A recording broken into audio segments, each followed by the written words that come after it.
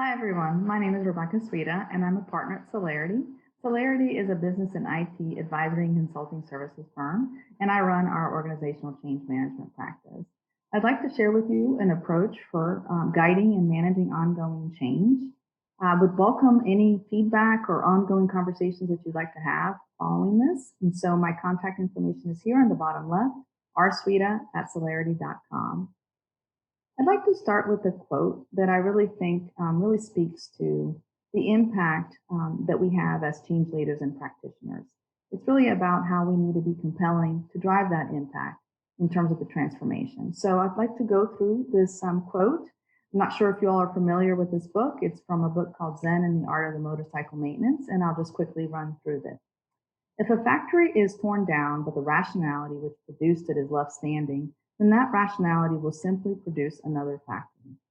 If a revolution destroys a government, but the systematic patterns of thought that produced that government are left intact, then those patterns will repeat themselves. There's so much talk about the system and so little understanding. So, how do we know that we've reached that understanding? How do we know what's working well and what needs improvement? So I'd like to share with you this approach. And as you'll notice, it is quite fluid and it's meant to really give visibility in terms of the ongoing progress that we're having in our transformation projects and initiatives across these four dimensions: change activation, change adoption, change capability, and change readiness. And you'll notice here, these are all sample metrics that we have as a beginning point.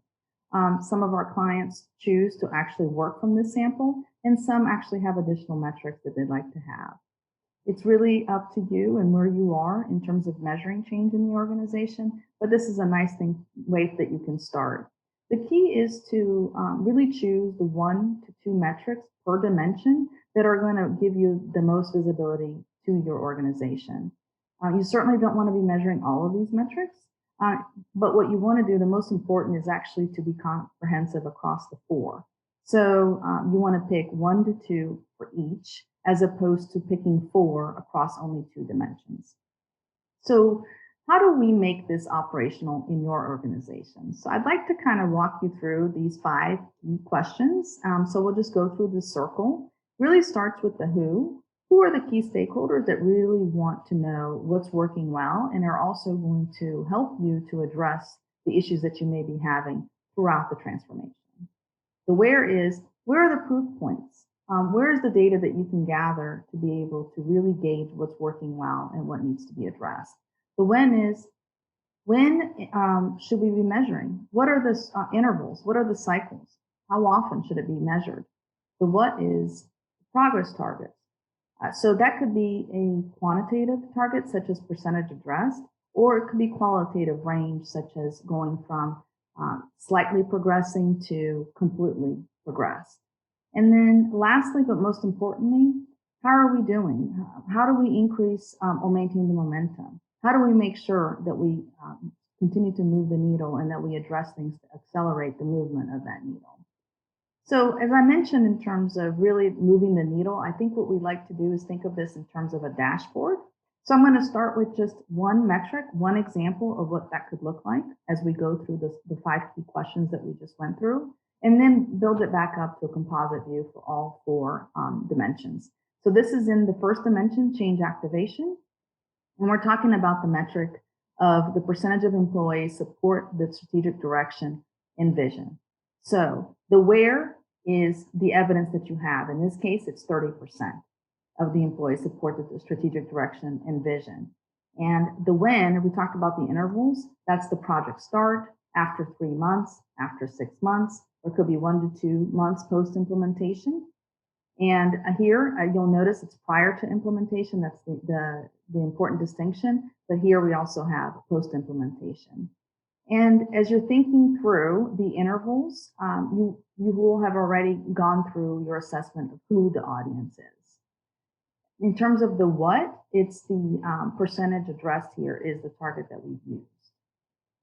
And most importantly, when we talked about the how, and we had mentioned in terms of who the stakeholders are, this is where the audience is so critical, and because they want to know, how do we get here, and they want to know what else should we do to get to do more and to accelerate. And their role in terms of what they can do to guide and also hopefully accelerate the progress here. So again, this was at an individual metric view. If we now take this dashboard and roll it up to a composite view, here we have all 4 dimensions on the left here. And this is actually taking an average. It could be a simple average or a weighted average. So we talked about having 1 to 2 metrics per dimension. So these would be already in terms of an average across however many metrics you have for each dimension. And in terms of moving the needle, you'll see in terms of the intervals here, as you're going from 6 months before implementation to right before implementation to then after implementation. The activities in terms of what's worked well and the additional traction that you're gaining is also highlighted here. So it's a nice way for you to really actually demonstrate the story of your impact. So how can we help you to bring this to your organization? I'd like to share an example that we've used with a financial services client. They were actually gaining in terms of their maturity and visibility in the organization, and they were looking to grow their team. So they felt that it was going to be important for them to actually start measuring the impact of their change and go into some more metrics. So we helped them to do that. And I'd like to walk you through these pretty simple 4 steps that have proven to work quite well. So the first step is to think through, when we talked about the sample metrics, let's have the team vote on the top 5 metrics that they feel would be the most important ones to measure. Then we want to consolidate what those results are and come up with a preliminary view of what the metrics could be. And then we want to confirm that these are the right metrics and that the team is ready to make a commitment to measure them. And then the last step is really having a working session to define the work in terms of gathering those metrics and where could it come from, and almost answering all of our questions in terms of one working session. So we talked about the circle previously in terms of the who, the where, the when, the what, and the how. We would actually in step 4 go through all of that to make sure that we're doing that as efficiently as possible as a team. So let's start with step 1. You've seen this before in terms of the sample metrics. This is where the team would come together, review these, make sure that they don't have any questions, and really walk through what do they think are the top ones, and we would ask them to vote. Once they voted, we would provide a kind of a consolidation of what the results are. And in this case, you can see that there was a lot of alignment on these metrics. They voted for the top 5. And because there was really great alignment, we ended up with 6 in total. So just be mindful when you ask for the voting of the top 5 or 7, you're going to get more than what you've asked for. And then in step 3, we come back and we take a look at, all right, let's commit. Are we ready to commit to this? Have we done a good job of making sure that we are actually measuring across all 4 dimensions? You'll notice the team did do a really good job of making sure that they had coverage across all 4. Then lastly, I had mentioned the working session. This is kind of an output of the working session. You want to go through the 4 dimensions here. And in terms of what are the measures, what are the metrics that you're going to gather, the where's the evidence going to come from, and what is going to be some of the how you're going to measure, the sources of the information. And here is the frequency of it. So we can walk through one example here, change adoption, and the metric is the percentage of the change network and the employees proficient in the skills identified as critical to the change.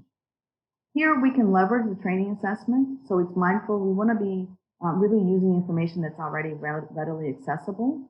We want to ask follow-up questions though. The value will come from, for example, a Zoom poll question where we probe a little bit deeper. How prepared do you feel? What else do you need to feel prepared? What else can we do? And on the how prepared, perhaps that's going to be one where you can give a scale of 1 to 5. And anybody that responded under a 4 with 5 being the highest, you could have some follow-up conversations to really gauge as to what else can we do. So you'll notice in terms of the frequency, you're going to leverage the assessments that are already coming from the training session, and then you're going to follow up after that with the poll question. And the key thing here is searching for the opportunities as to when you need to escalate. So this will trigger that escalation point that you can bring into other meetings that are hopefully already in your organization. So I really hope that this example and this process was helpful to you. I certainly think that it can be used to really drive and guide the ongoing progress, and also really provide that visibility in terms of where do we can we put some added efforts, and where do we think that we've actually had success that we want to perhaps bring to other things. I hope you've enjoyed the session. I do really look forward to hearing from you. So please do reach out to me, rsweda@celerity.com. I look forward to hearing from you. Take care.